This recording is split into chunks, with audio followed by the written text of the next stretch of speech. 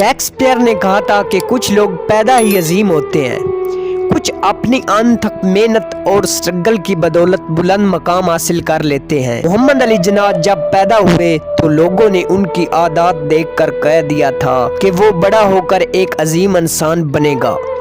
تاریخ گواہ ہے لوگوں کے وہ الفاظ درست ثابت ہوئے۔ 25 دسمبر 1876 کو پیدا ہونے والا بچہ جس کا نام محمد علی جناح تھا، برصغیر کے مسلمان پچھلی 2 دہائیوں سے الگ ریاست کی توقع کر رہے تھے، اس کو حقیقی معنوں میں محمد علی جناح نے پورا کیا۔ قائد اعظم محمد علی جناح نے کہا، مسلمانوں، میں نے دنیا میں بہت کچھ دیکھا، دولت، شہرت اور عیش و عشرت، اور اب میری زندگی کی وحید تمنا یہ ہے کہ مسلمانوں کو آزاد اور سر بلند دیکھوں۔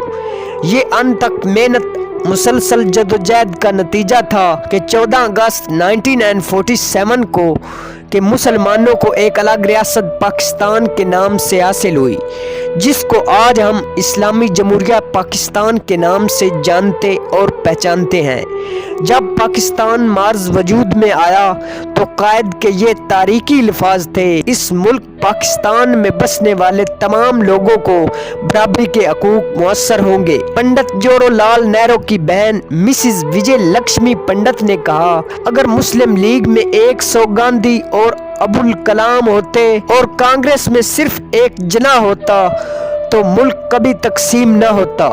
ہندوستان کے آخری وائسرا لارڈ ماؤنٹ بیٹن کے الفاظ تھے، ملک کی سیاست کی چابی قائد اعظم کے ہاتھ میں ہے، جواہر لال نہرو اور گاندھی ان کی برابری نہیں کر سکتے۔